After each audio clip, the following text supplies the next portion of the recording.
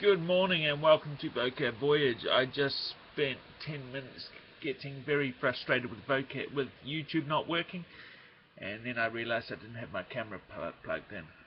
Nice. It's decided to stop being spring again, and winter is back with a vengeance. It's cold, it's windy, it's blizzardy, so why don't we do some climate change talk? 3 stories. First story today from the US. Wyoming, South Carolina, 2012 they banned teaching climate change caused by humans as settled science. They said, we're not sure yet.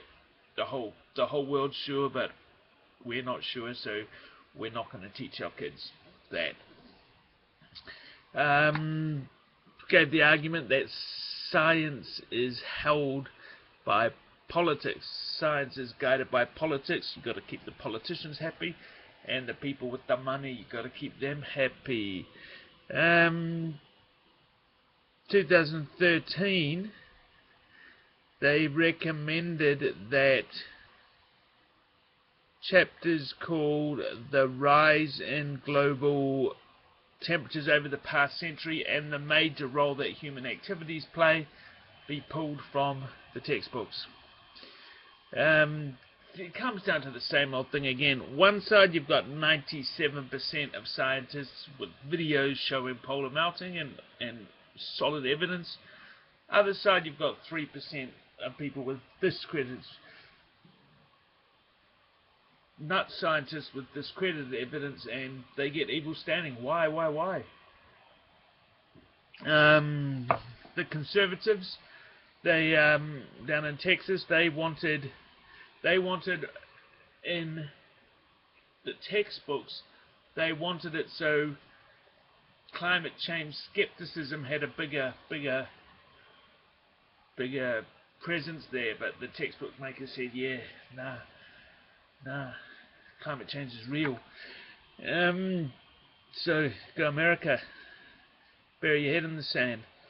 Number 2, London, protesters. Usually protesting is a fundamental right. If you want to protest, and within reason I imagine, you can do it.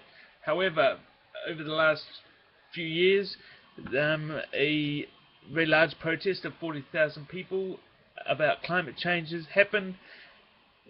For a protest that big, you have to shut down roads, you have to have traffic control, everything.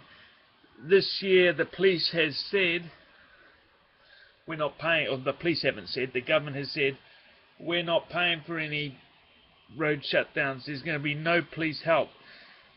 That basically means that the protesters have to hire private security groups to do the security. Read into this a bit further. If you want to have a protest and the police won't help you, you've got to hire a lot of security staff,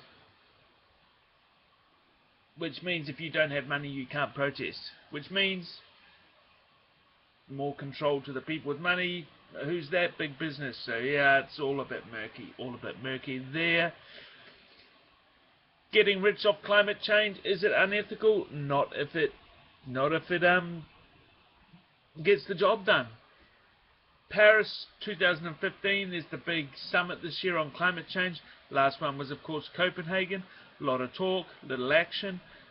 Prince Charles has said the Paris 2015 is make or break for climate change.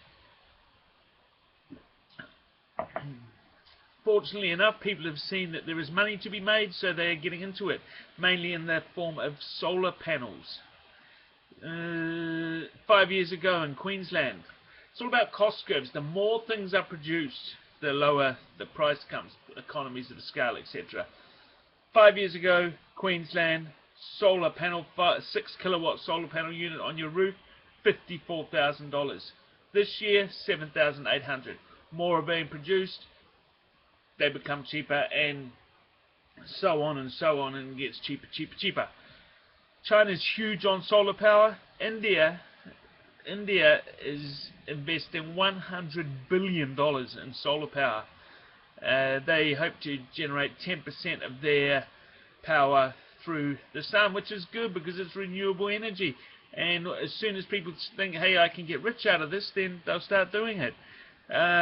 Tesla, the electronic car, they've opened their patents up to everybody, and they're building a $5 billion factory in Nevada to further the cause of less emissions, better for the environment. Okay, I've got to run. Thank you. Transcript tomorrow. Bye-bye.